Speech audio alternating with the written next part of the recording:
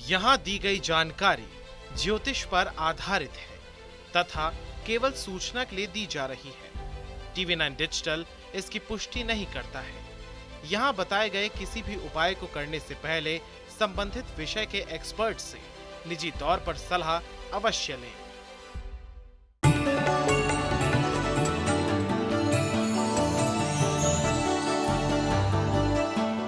नमस्कार, स्वागत है आप सभी का। आप देख रहे हैं एस्ट्रो साइंस। मैं हूं आपके साथ अंजलि और मेरे साथ हैं एस्ट्रो साइंटिस्ट गुरुदेव जीडी वशिष्ठ जी। सर, आपका बहुत बहुत स्वागत है। माता रानी खुशियां दे, सदा सुखी रखे। हमारे सभी दर्शकों को सबसे पहले चैत्र नवरात्रि की हार्दिक शुभकामनाएं। हिंदू धर्म में नवरात्रि का पावन पर्व शक्ति की साधना के लिए अत्यंत ही शुभ और फलदायी माना गया है।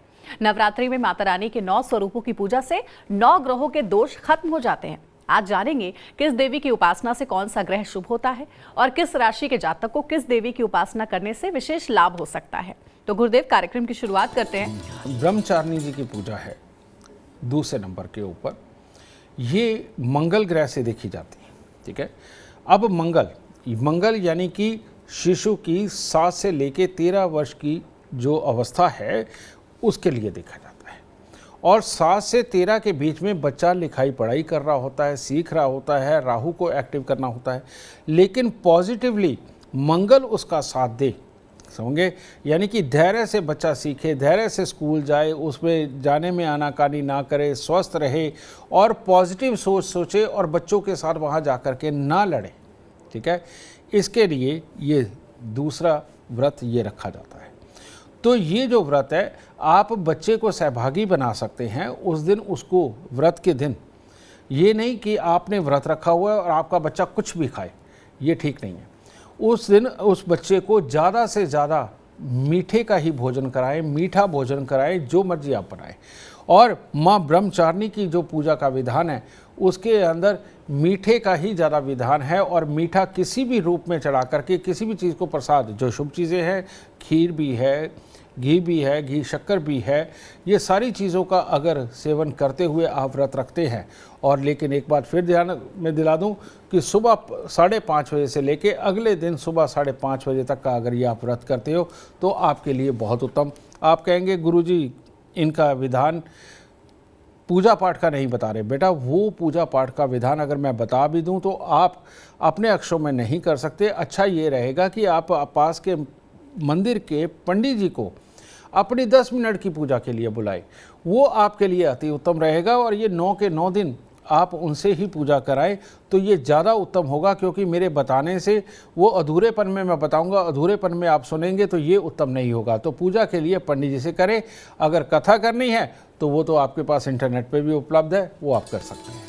तो गुरुदेव, ये तो आपने बताया कि नवरात्रि के दूसरे दिन माँ ब्रह्मचारिणी की पूजा कैसे करनी चाहिए और कौन सा ग्रह दोष इससे शांत होगा। और अब आइए जानते हैं मेष, वृषभ और मिथुन राशि वालों के लिए कैसा रहेगा आज का दिन। तो मेष राशि, पिछले दिन बहुत अच्छे बीते हैं, लेकिन आज के दिन में गुस्सा, चिड़चिड़ापन, किसी के साथ विचार ना मिलना, इस तरह के हालात भी हो सकते हैं। और जो पिछले दिनों से आपने चांदी का चकोर टुकड़ा जेब में रखा हुआ है उसको रखिए।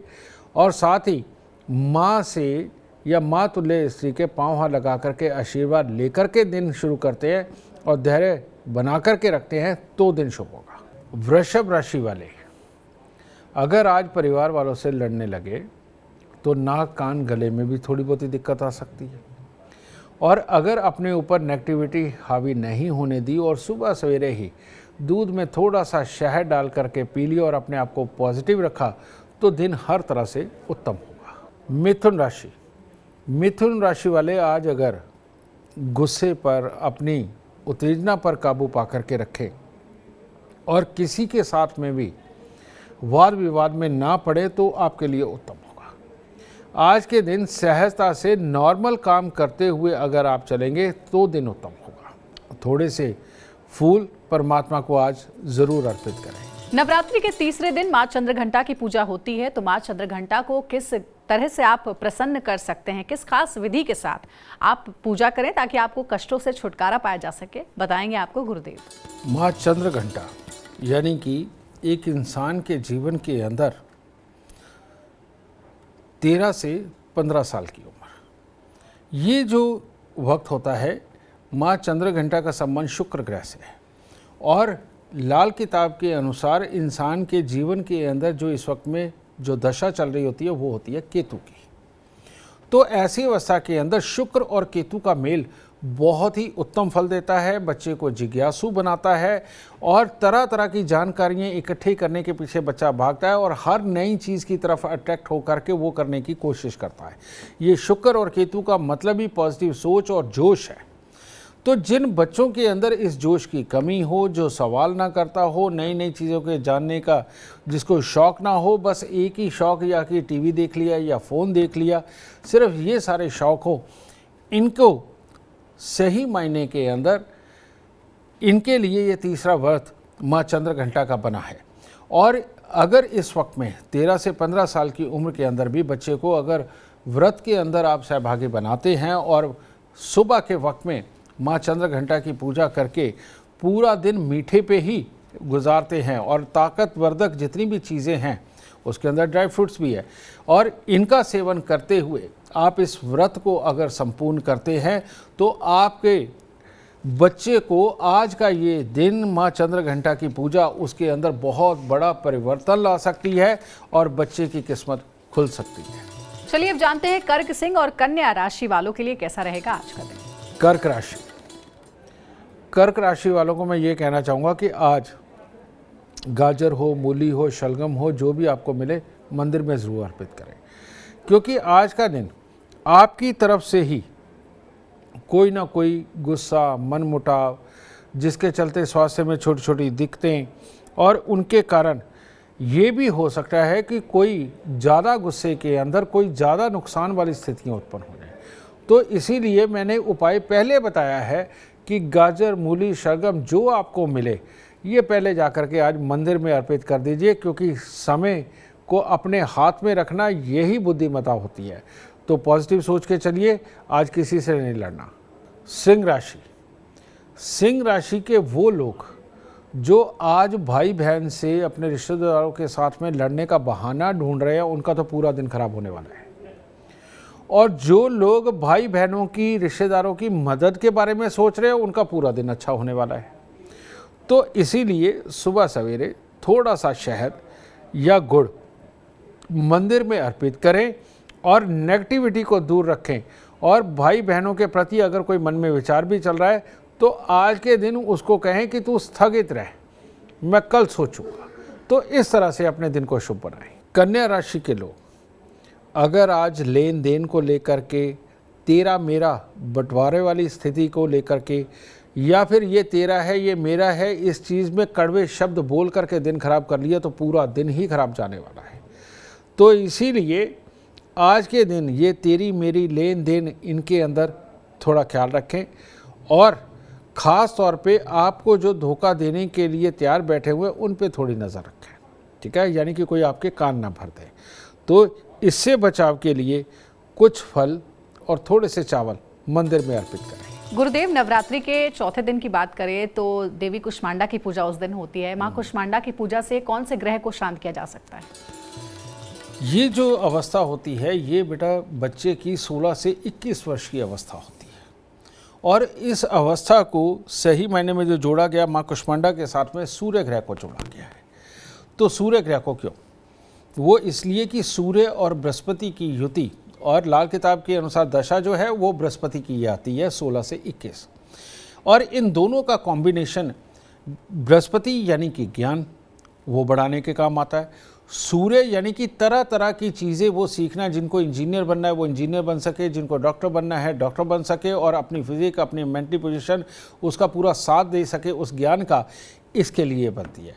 और ये जो बच्चे हैं 16 से 21 वर्ष के बच्चे, इन सबको तो मैं ये कहना चाहूँगा कि ये लोग हर हालत में ये चौथा व्रत माँ कुष्मांडा का ये ज़रूर रखें और ये व्रत रखने से उनके अंदर एक अलग ही धैर्यपन, काम करने की ताकत और ज्ञान को एक्सेप्ट करने की ताकत उनके अंदर पैदा होगी।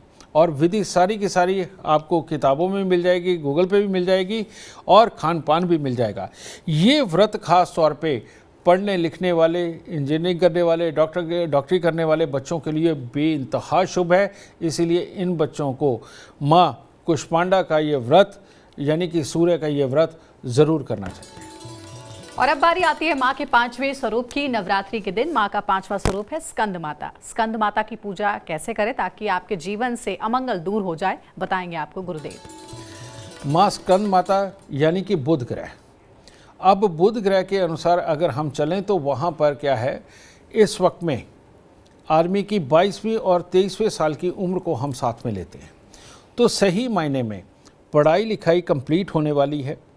अब आप प्लेसमेंट देख रहे हो, आप जो बच्चे पढ़ लिख गए हैं वो माँ बाप के साथ में अपना पुश्तैनी काम ज्वाइन करने वाले हैं, अपने घर का काम ज्वाइन करने वाले हैं, तो ये वाली अवस्थाओं के लिए माँ स्कंद माता का व्रत बहुत ही उत्तम होता है। और ये बल बुद्धि ये तो सब देता ही है, बच्चे को सोचने समझने की और प्लानिंग की बुद्धि देता है। जैसे कि मैं आपको एक एग्जांपल देने लगा हूँ, अगर मान लीजिए एक ताला लगा हुआ है, 10 चाबी का गुच्छा अगर हाथ में है, जो बच्चा इस तरह का होगा कि कोई भी चाबी निकाली और ताले में लगाते गए, चलो 8वीं लग गई, 7वीं लग गई, 10वीं लग गई, ठीक है, इन लोगों के लिए माँ स्कंद माता का व्रत अमृतमयी है, यानी कि इनकी बुद्धि स्थिर नहीं है। और जो बच्चे पहले ताले के होल को देखते हैं, उसके अनुसार चाबी ढूंढते हैं, पहली नहीं तो दूसरी चाबी के अंदर ताला खुल जाता है। ये भी अगर रखें, ये वेल और टॉप प्लानर बन सकते हैं, जो अपनी लाइफ को बहुत ही अच्छी तरह से मैनेज करके ज़िंदगी के अंदर आगे बढ़ने के लिए तो ये बने ही हैं। लेकिन जिन लोगों को जल्दबाजी होती है, उतावलापन होता है, टिक के सोच नहीं पाते, दूसरों से सलाहें बार बार लेते हैं और उसके बावजूद भी कोई सलाह नहीं बना पाते, इन लोगों के लिए सबसे उत्तम, खास तौर पे 22वें 23वें साल से गुजर रहे जो बच्चे हैं, माँ स्कंद माता का व्रत उनको ज़रूर रखना चाहिए। विधि आपको अपने तरीके से अपने पंडित जी से पूछनी पड़ेगी। तो देखिए गुरुदेव आपको बता रहे हैं कि माँ के 9 रूपों को आप कैसे प्रसन्न कर सकते हैं और कैसे पूजा करनी चाहिए, ये भी आपको बता रहे हैं। अब बारी आती है 3 और राशियों के बारे में जानने की। ये राशियां हैं तुला, वृश्चिक और धनु राशि। इनके लिए कैसा रहेगा आज का दिन, बताएंगे गुरुदेव। तुला राशि के वो लोग जो काम पे निकल तो रहे हैं, लेकिन वहाँ जा कर के जल्दबाजी में किसी को डांट डपट के अगर कोई काम करवाने वाले हैं, तो आपके खिलाफ भी हालात बन सकते हैं, जिसमें कोई दुर्घटना भी घटित हो सकती है। तो ऐसी अवस्था के अंदर आज के दिन ज़बरदस्ती किसी से कोई काम ना कराएं, आपसे जितना बन पड़ता है उतना कर दें और किसी के साथ में विवाद वाली स्थिति उत्पन्न ना करें। मंदिर जा कर के चंदन चढ़ा करके, चंदन का तिलक लगा करके दिन की शुरुआत करें। वृश्चिक राशि वालों के लिए अगर अपनों के लिए आप लड़ने निकल पड़े, अपनों के लिए झगड़ने निकल पड़े और अपनों का साथ देने के चक्कर में किसी के कुछ बुरा भला वो कह दिया सुन लिया, तो दिन खराब होगा। आज अगर आप और आपके अपने इन विवादों को थोड़ी देर के लिए ठंडे बस्ते में डालें तो दिन उत्तम होगा। बाकी और कोई भी काम करिए, आपको किस्मत साथ देगी, लेकिन विवाद से बचें आज। और आज के दिन खास तौर पे मीठा दूध या दूध के अंदर शहद डाल करके मंदिर में ज़रूर अर्पित करें। धनु राशि वाले आज जो भी काम करने वाले हैं उसके अंदर कुछ अधूरापन रहेगा, और प्यार मोहब्बत वाले लोग, उनको भी कुछ अधूरापन नज़र आएगा। मियाँ बीवी, उनको भी कुछ अधूरापन नज़र आएगा, यानी अधूरापन का आभास आज दिमाग में छाया रहेगा। इसीलिए आज हो सके तो बंदरों को कुछ खाने को देना या गुड़ गेहूं लेकर के मंदिर में अर्पित करके दिन की शुरुआत करना आपके लिए शुभ होगा। और अब बारी आती है नवरात्रि के छठे दिन यानी कि माँ कात्यायनी की पूजा अर्चना आप कैसे कर सकते हैं, किस ग्रह का प्रतिनिधित्व करती हैं माँ कात्यायनी, गुरुदेव। माँ कात्यायनी को बृहस्पति के साथ में जोड़ करके देखा जाता है। रियलिटी में ये उम्र का 24वां वर्ष होता है और ज्योतिष के अनुसार, लाल किताब के अनुसार 24वां वर्ष बेहद इम्पॉर्टेंट होता है। और तीसरी बात यह है कि ये जो कहते हैं ना कि जोड़े में शादी नहीं करनी चाहिए, ये सही मायने के अंदर में 24वें वर्ष के लिए बोला गया है। ये ऐसा नहीं कि किसी भी जोड़े के अंदर शादी नहीं करनी चाहिए। 24वें साल के अंदर शादी का होना, यानी कि इसके विपरीत, चंद्रमा के विपरीत खड़े होते हैं शुक्रदेव, जो दुश्मनी की कैटेगरी में आते हैं। अगर इसमें शादी होती है तो ऐसे में घर के अंदर माँ को ज़्यादा तकलीफ है, घर की सुख शांति समृद्धि, पति पत्नी के लिए नीच केतु बनता है जो टेंशनों के हालात बनाता है। इसलिए 24वें साल में शादी नहीं करनी चाहिए। ये साथ के साथ ज्योतिष बता रहा हूँ। लेकिन यहाँ पर ये बृहस्पति का संबंध चंद्रमा के साथ गज केसरी योग यानी कि 24वां साल ऐसा है जो लोग अपने काम को बहुत बढ़ाना चाहते हैं, प्लान करके मोटा पैसा कमाना चाहते हैं और काम करने लग चुके हैं और अब वो चाहते हैं कि ज़िंदगी के अंदर तरक्की हो, बढ़ोतरी हो, नौकरी के अंदर, प्रोफेशन के अंदर, उनको जीवन के अंदर बहुत लाभ मिले। ये जो 24वें साल में बच्चे चल रहे हैं, इनके लिए आज का व्रत यानी माँ कात्यायनी का व्रत उनके लिए अमृतमयी होगा। लेकिन सुबह 5:30 बजे से लेके अगले दिन 5:30 बजे तक, ये मेरी बात बिल्कुल मत भूलिए, आज के दिन सात्विक खाना जो व्रत में वर्णित है वही खाना और उसी के साथ सिर्फ एक दिन ये व्रत पूरा करना।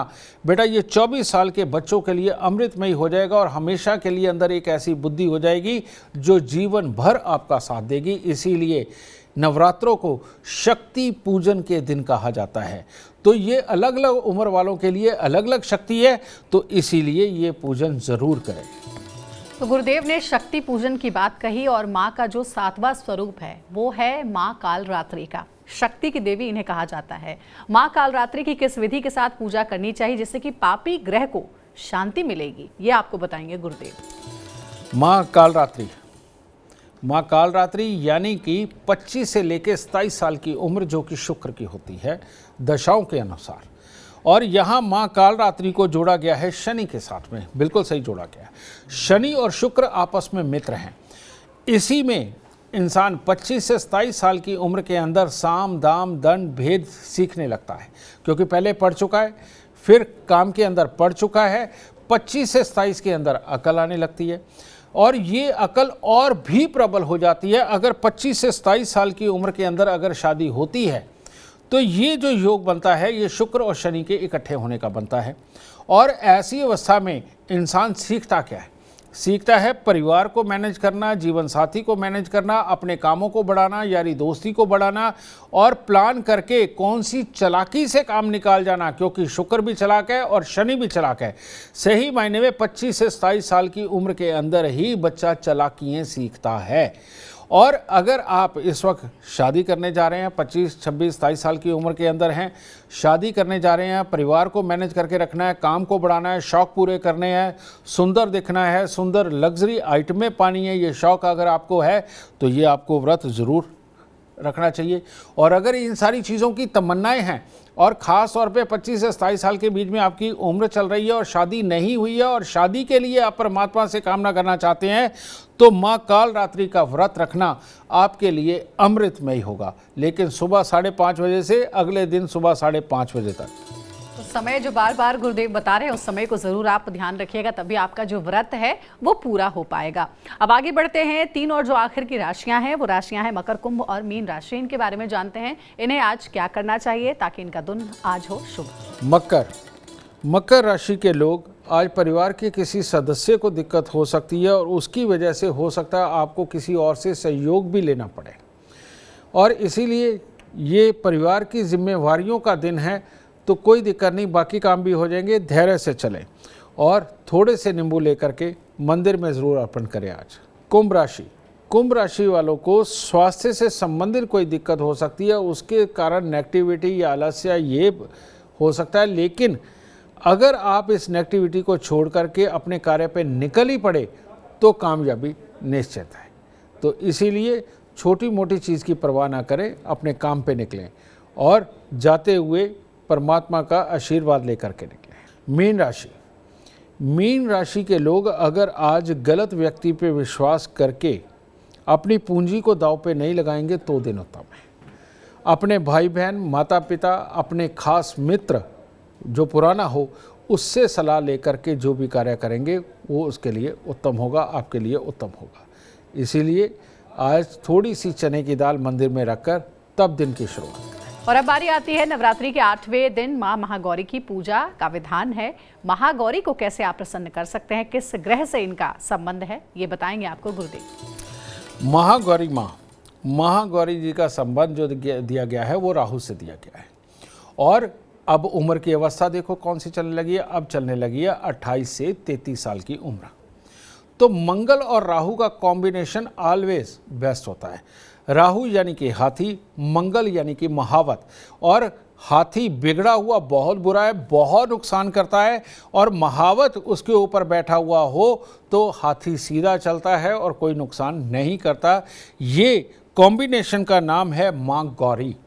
ठीक है, तो ऐसी अवस्था में जो लोग अब कुछ बन चुके हैं, कर चुके हैं, वो अपने आप का झंडा बुलंद रखना चाहते हैं और दुनिया के अंदर अपनी सक्सेस की पार्टियां देकर के अपना लोहा बनवाना चाहते हैं, यार दोस्तों को लेकर के साथ चलना चाहते हैं, बिजनेस बहुत ज़्यादा एक्सपेंशन में लेकर के जाना चाहते हैं, या जो बच्चे सेल्स में हैं वो अपनी काबिलियत दिखाना चाहते हैं, कंपनी को उठाना चाहते हैं, ये सारी 28 से 33 साल की उम्र के बीच में ये बच्चे होते हैं।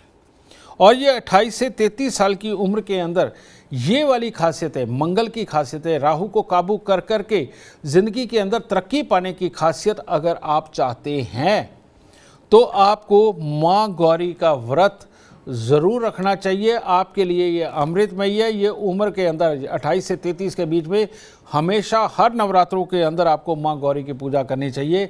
इससे आपका काम, धन, नाम, ये सब कुछ बड़ा होगा। और ख़ास तौर पे वो जो आलसी पर्सन जो ये सब कुछ करना नहीं चाहते, आगे बढ़ना नहीं चाहते, उनके लिए माँ गौरी का व्रत अमृतमय साबित होगा, ख़ास तौर पे 28 से 33 वर्ष की उम्र में।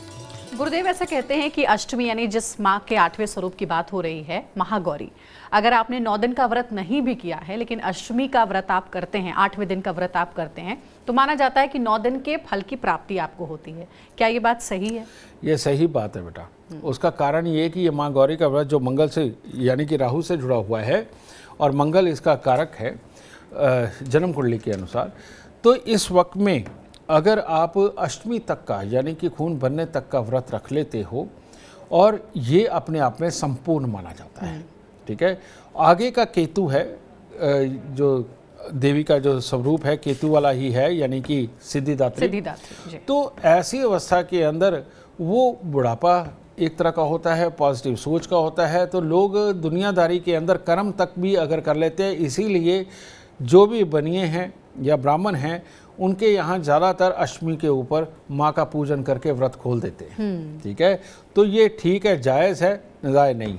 यानी कि अगर आप 9 दिन का व्रत ना कर पाए किसी भी कारण से, अष्टमी का 8वें दिन का महागौरी की पूजा अर्चना आप करते हैं, उस दिन व्रत रखते हैं, तो आपको बराबर के फल की प्राप्ति होगी, जैसा गुरुदेव ने बताया। अब बारी है माँ के 9वें स्वरूप माँ सिद्धिदात्री। माँ सिद्धिदात्री की पूजा कैसे आपको करनी चाहिए, किस ग्रह को आप शांत कर सकते हैं माँ सिद्धिदात्री को प्रसन्न करके, ये आपको बताएंगे गुरुदेव। माँ सिद्धिदात्री के लिए केतु ग्रह को देखा जाता है, लेकिन उम्र का पड़ाव कौन सा होता है? 34-35। रियलिटी में 2 तरह की बुद्धि होती है। एक होती है प्लान बनाने वाली बुद्धि, और प्लान तो कौन बनाता है? एक क्रिमिनल भी बनाता है और एक पॉजिटिवली अपना काम धंधा और दुनिया की अच्छीपन को सोच करके चलाने वाला ये भी प्लान बनाता है। ये तो बुध हो गया। लेकिन इसके अंदर पॉजिटिव भाव रहे और इंसान दूसरों की सेवा भी करे, अपना काम धंधा भी करे और ज़िंदगी के अंदर नाम भी कराए और बिजनेस भी चलाए, और उसके अंदर ऐसा कोई काम ना करे कि जिससे कि दूसरों को नुकसान हो, हानि हो। कई लोग मिलावटी सामान बेचते हैं, कई लोग दुनिया का पीठ पीछे बुरा करके तब पैसा कमाते हैं, झूठ करते हैं, फ्रेब करते हैं। ये जो झूठ फ्रेब वाले लोग हैं, अगर ये चाहते हैं कि ज़िंदगी के अंदर ठहराव हो और वाकई में उनकी बुद्धि साथ दे और उनके पास से पॉजिटिव काम करवा करके ज़िंदगी के अंदर तरक्की के रास्ते पर लेकर के जाए, और जो मन से दुखी या दुनिया के साथ फ्रॉड कर करके भी और चाहते हैं कि उनका कोई स्थिर धंधा हो जाए, उनको माँ सिद्धिदात्री यानी कि 9वां नवरात्रा ज़रूर दर ज़रूर करना चाहिए। ये पाप छुड़वा देगा, बुरी सोच को ख़त्म कर देगा और आपको एक अच्छा इंसान और एक अच्छा व्यापारी या काम वाला बना करके आपके इज्जत के झंडे को बुलंद करेगा। लेकिन सुबह 5:30 बजे से अगले दिन 5:30 बजे तक ये ज़रूर याद रखें। तो आज का ये कार्यक्रम आपके बहुत काम आया होगा, क्योंकि नवरात्रि के माँ के 9 स्वरूपों से जुड़ी आपको जानकारी मिली। गुरुदेव ने बहुत ही डिटेल में आपको बताया है कि कैसे आप माँ के 9 रूपों को प्रसन्न कर सकते हैं और अपने ग्रहों को शांत कर सकते हैं। अगर आप जीवन में सफलता चाहते हैं, अपार धन और लाभ चाहते हैं, तो गुरुदेव के बताए हुए उपाय आप जरूर करें। उम्मीद करते हैं आज का विषय आपको पसंद आया होगा। कल आपके सामने लेकर आएंगे एक और विषय जो आपके कॉम्प्लिकेटेड लाइफ को बना देगा आसान और खुशियों से भर देगा। अगर आप हमारे गुरुदेव से मिलना चाहते हैं या पर्सनली उनसे बात करना चाहते हैं तो आप हमें कॉल कर सकते हैं। हमारा नंबर है 9999990522। साथ ही ज्यादा जानकारी के लिए आप एस्ट्रो साइंस ऐप डाउनलोड करना ना भूलें। फिलहाल समय हो गया आपसे इजाजत लेने का। बने रहिए हमारे साथ और हमारे एस्ट्रो साइंटिस्ट गुरुदेव GD वशिष्ठ जी के साथ देखना ना भूलें एस्ट्रो साइंस, रोजाना सुबह 8 बजे। नमस्कार।